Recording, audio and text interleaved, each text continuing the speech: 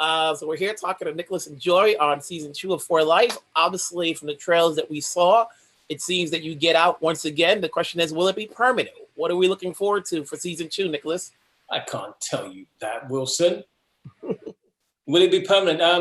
Let's hope so, is my answer to that. But what you can look forward to in season 2 is the smaller aspects of that we saw in season 1 of Aaron's life.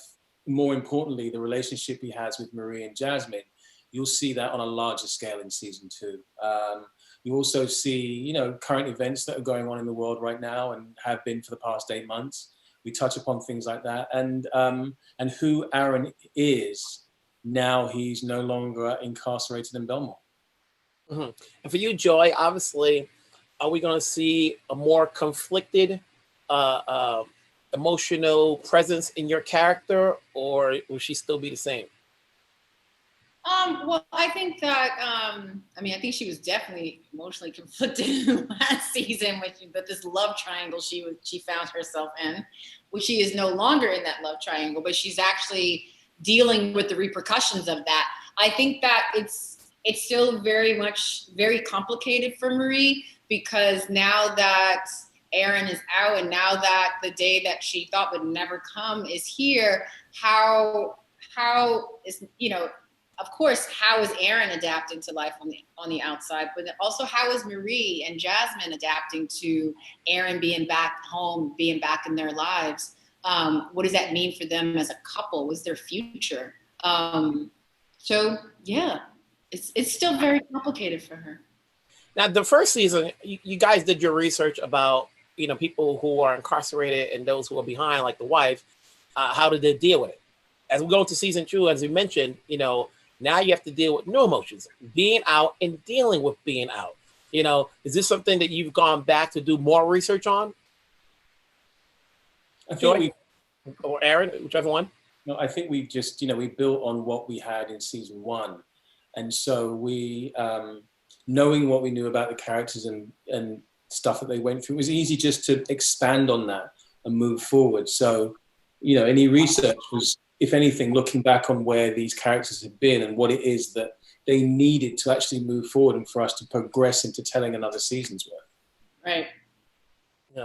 And, just the fact that, you get to come back for a season 2. Network TV is never easy, so you got job security, So what's it like coming back and then shooting? Were you able to shoot during the pandemic, and how's that going to be incorporated into season 2? Yeah, we're all so lucky and grateful to have this opportunity again, especially during, in the before time, we've been happy about it. And now during COVID, we're very, very grateful that, we were the first TV show to start filming production in New York. So we were the first ones out the gate. It was a little sketchy, a little scary at times or in the beginning, but really we have a great system in place that's doing its best to keep us all as safe as possible. And it's an adjustment. Everyone who is working in the world today has had to adjust to working in the world today. And we're no different. So yeah, we have to do things a little differently than we're used to, but we're making it work, and also making it work in a safe environment as possible.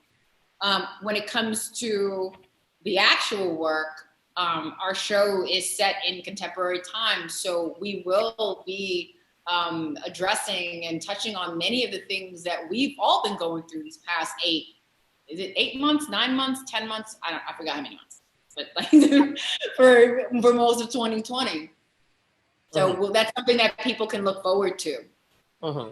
Hey, Nicholas, do you have a more appreciation for the law in regards to the people, the characters you're defending and, just the character itself? Absolutely. Every, job that you take on, you're playing somebody that's not you. And so you do learn to appreciate certain aspects and things, and you learn about things you had no or very little knowledge of before. And my knowledge of the legal system is far greater than it was before I took on this role. So it's nice to have a bit more knowledge. If you need representing, I can, just And then, obviously, throughout this whole time, how do you guys stay humble? You know, just staying indoors throughout the whole time. Wait, say that again. Throughout this whole time, have you been staying indoors throughout this whole time? Of production or just in general? In general, you know, like, you know, outside of going out and getting groceries. Yeah, I mean, I need to get some exercise and some fresh air, just like everybody else, and like doing these kinds of things and being as safe as possible. But yeah, just going outdoors and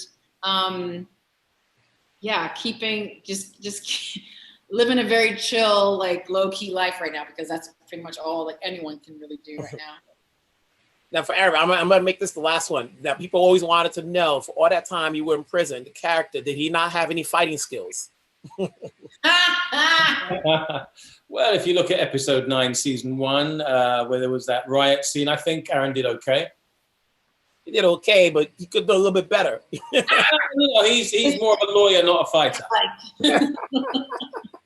You know, that's good. That's good to hear. He's trying to stay on the good side of the law because he wants to get out. He doesn't want to, you know, increase his fighting skills so that he can, you know, stay in jail for longer. No, he's a lawyer, not a fighter. Yeah, that's a good answer. You know, that's a good answer. You know, so at the end of the day, obviously, for those who are not seeing season 1 or, you know, catching up now because people have been talking about it, people have been praising it, what's a good reason for people to start watching For Life? It's a great show. I don't see that there's any other reason. That's right.